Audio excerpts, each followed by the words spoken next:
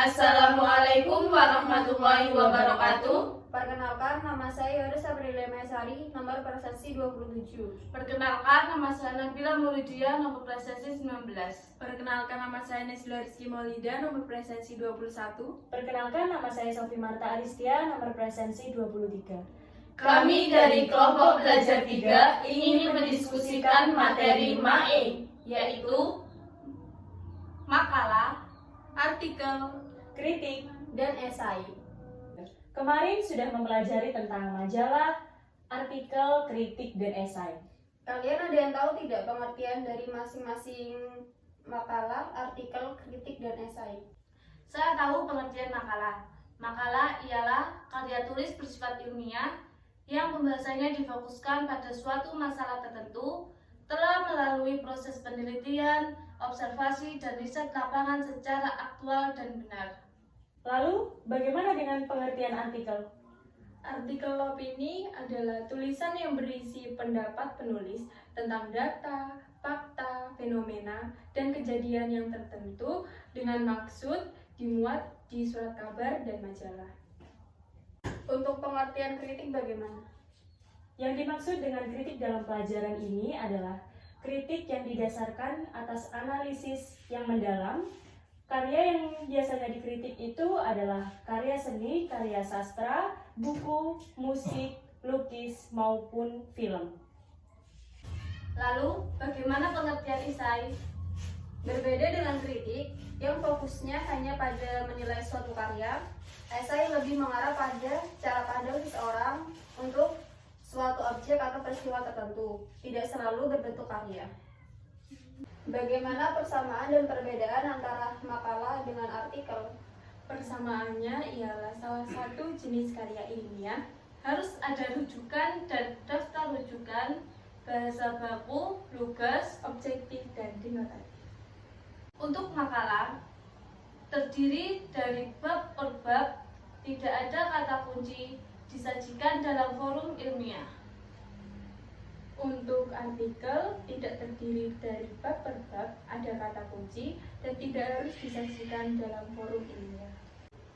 Lalu, bagaimana persamaan dan perbedaan kritik dan esai? Untuk persamaan kritik dan esai ialah sama-sama ditulis dari sudut pandang pribadi terhadap suatu kejadian tertentu. Nah, untuk perbedaannya, kritik yang pertama, objek kajiannya adalah sebuah karya, misalnya seni musik, sastra, tari, drama, film, pahat, dan lukis. Yang kedua, terdapat sebuah deskripsi di mana bila karya tersebut berupa buku, maka deskripsinya berupa sinopsis dan novel. Yang ketiga, menyajikan data secara objektif. Untuk esai, yang pertama, objek kajian bisa berupa karya atau fenomena. Yang kedua, tidak terdapat ringkasan atau sinopsis. Dan yang ketiga, tidak selalu membutuhkan data. Bagaimana dengan struktur makalah, artikel, kritik, dan esai?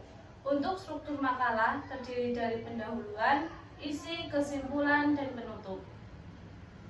Untuk struktur dari artikel, kritik, dan esai, yaitu pernyataan pendapat, argumentasi, dan penegasan ulang. Pernyataan pendapat yaitu topik yang akan dikemukakan. Lalu argumentasi yaitu pendapat dari suatu masalah yang akan dikemukakan. Dan penegasan ulang, yaitu pendapat yang ditegaskan dari masalah yang akan dikemukakan. Bagaimana cara membuat makalah, artikel, kritik, dan esai? Untuk cara membuat makalah, yang pertama, tentukan tema atau topik pembahasan. Yang kedua, tentukan judul makalah. Yang ketiga, kumpulkan bahan referensi. Yang keempat, tulis makalah secara sistematis. Dan yang kelima, susunan makalah. Lalu artikel ialah tentukan topik yang ingin disampaikan, buat riset cepat dan buat daftar referensi, dan tentukan ide pokok dan kerangka artikel. Lalu cara pembuatan kritik yaitu membaca atau mengamati karya yang akan dikritik. Yang kedua, mengumpulkan data-data penunjang dan alasan yang logis. Yang ketiga yaitu menyampaikan kelemahan dan kelebihannya. Untuk esai, yang pertama menentukan topik. Kedua, buat kerangka dan garis besar esai. Ketiga, tulis poin penting dengan beberapa subtopik.